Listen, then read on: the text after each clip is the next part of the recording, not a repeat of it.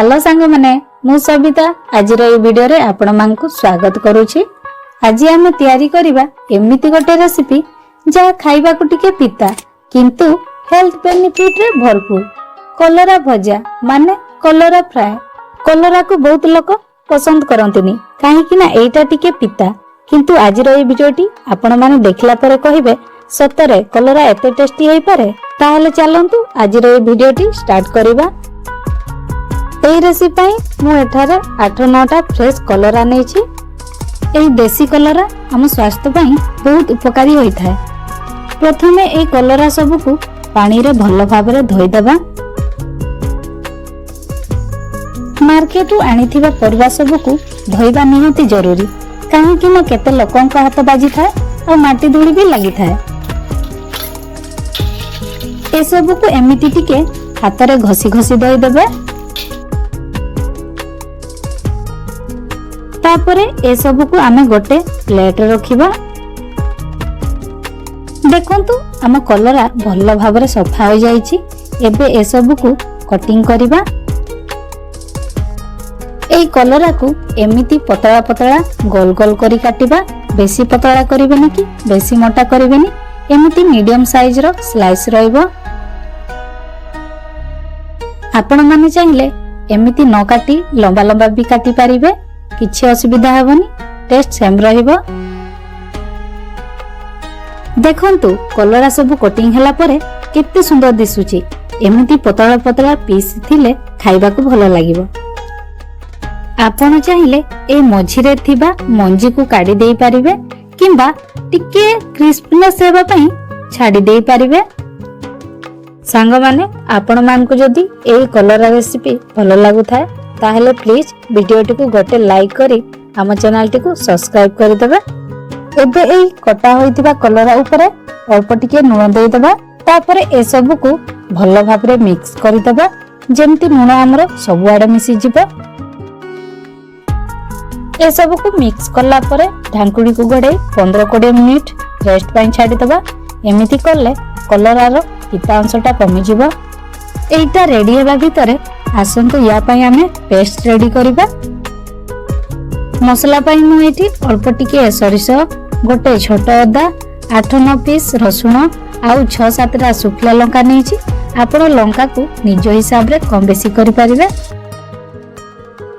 तापरे आमे अल्प टिके अरुआ चावल को उषुम पानी रे 5-10 मिनिट पई बतुरेई दबा। एई देखंतु एमिति नख मारले एटा 2 पीस होई भांगी जिवो। ताहले जानिबे चावल हमरो रेडी होई गला। यार गोटे पेस्ट बनाई दबा।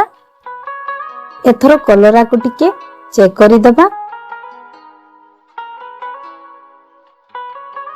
देखंतु कलरा रु केते पानी बाहरिची। ए पानी सब को बाहर करि दबा। गोटे फ्राई पैन को गरम करी सेथिरे सरसो तेल को ऐड करबा।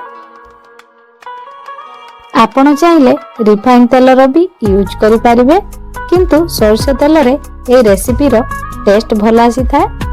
तेल को एमिति हाथ रखी चेक करि देबे। हमर तेल गरम होई गलानी। एबे हम काटी रखिथिबा कलरा सब को ऐड करबा। कलरा को ऐड करि सारबा परे ए सब को टिके मिक्स करि देबा जेमति तेल हमर सब आडे मिसी जिवो। ए कलरा रेसिपी भलो लागु थाए ताहले प्लीज वीडियोटी को गोटे लाइक करी आम चैनल टी को सब्सक्राइब कर देबे। आपण जदी कलरा सागर वीडियो खोजुचंती ताहले आई बटन रे लिंक अछि ताकू भी देखि पारिबे। एई कलरा सागरे 1 लाख प्लस व्यूज आसी थिबारु आपण मान को अनेक अनेक धन्यवाद। Thank you so much. तापरे एई कलरा रे हमें हळदी गुंड को ऐड करबा। तापरे अल्प लूण यूज करबा काहे कि ना आगुरु भी लूण को आमे यूज करिथिलु। हळदी एवं लूण को दे सारबा परे कलरा को गोटे 2 मिनिट पई भाजी नबा। तापरे आमे आलू को भी कलरा साइज रे काटी देइछु ताकू भी ऐड करबा। आलू को भी एमिति पतला पतला करिकि काटिबे।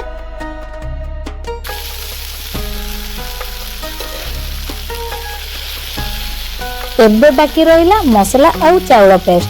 संगे संगे देबेनी टिके कलरा आउ आलू भाजी हो गला परे ही देबे।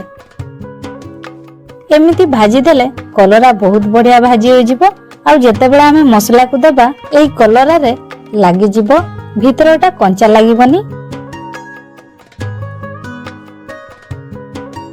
एटा को छाड़िबेनी मझी मझी रे एमिति घांटुथिबे।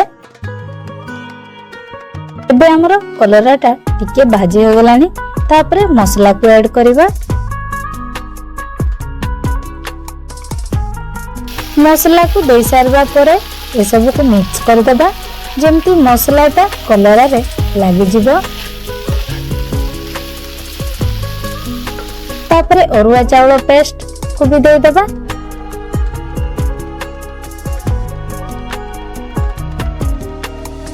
पेस्ट को दे सारबा परे आउ थरे ए सब को मिक्स करि देबा।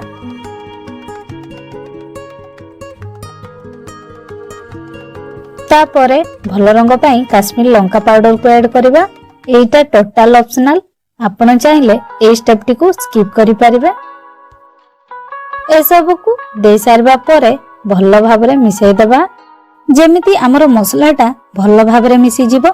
ए कलरा रे सेही परि मिसैबे।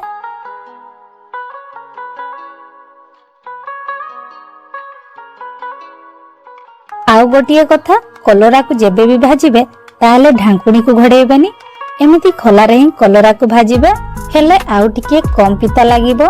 प्राय लोक माने कलरा को तो भाजंती हेले ढांकुणी को घड़े दियंती, सेति पई बेसी पिता लागे।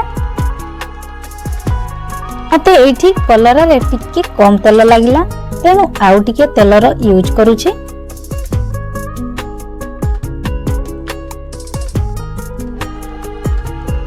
एई कलरा को भाजिला बेले गैस को मीडियम टू लो करी भाजिबे ताहले कलरा भल भाबरे भाजी हेबो। कलरा को जेबे भी भाजिबे एटा टिके कड़ा हेबा जाय भाजिबे। एटा को चारिआडे बिछेई की देला परी भाजिबे ताहले क्रिस्पी लागिबो। एटा ड्राई हेबा भितरे आसंतु कलरा खाइबार किछि बेनिफिट एवं साइड इफेक्ट विषय रे जानिबा। कलरा गोटी एमिति परिबा जहा आम शरीर पई एक नेचुरल मेडिसिन भलिया काम करि थाए।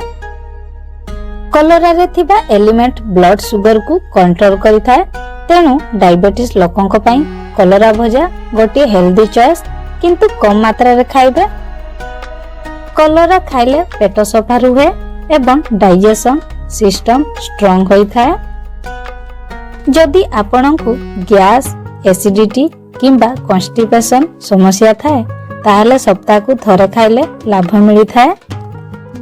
कलरा आम लिवर को डिटॉक्सिफाई करि थाए, रक्त को सफा रखे जा द्वारा स्किन क्लियर हुए, पिंपल समस्या दूर हुए एवं चेहरा रे नेचुरल ग्लो आसी थाए। विटामिन सी एवं एंटीऑक्सीडेंट रे भरपूर कलरा आपनक इम्यूनिटी सिस्टम को मजबूत करे। कलरा रे लो कैलोरी एवं हाई फाइबर थाए जहा वेट लॉस करिवारे सहायक हुए। आपण माने यार किछि बेनिफिट तो जानिले, आसंतु एथर यार किछि साइड इफेक्ट विषय रे भी जानिबा। काहे कि ना कोनोसी जिंस को अधिक मात्रा रे खाइले या लाभ बदल रे शरीर को हानि पहुंचाई थाए। कलरा को अधिक मात्रा रे खाइले पेट बथा किंबा बांती होई थाए। जदि आपण डायबिटीज रो पेशेंट अछंती एवं औषध खाउछंती ताहेले कलरा को बेसी खाइबेनी, ब्लड शुगर बहुत लो होई पारे। गर्भवती किंबा स्तन्यपान कराउथिबा महिला कलरा को अवॉइड करिवे। गोटे साइड हे गला परे अन्य साइड को भी ओलटाई देई एमिति भाजिबे। कलरा को डीप फ्राई करले सेतिरे थिबा विटामिन एवं पोषक तत्व नष्ट होई जाय, तेणु कम तेल रे धीमी आंच रे फ्राई करबा सबुठु भलो। देखंतु हमर कलरा भजा रेडी हे गला। आपण एटा को गरम भात किंबा पखाल संगरे खाई परिबे।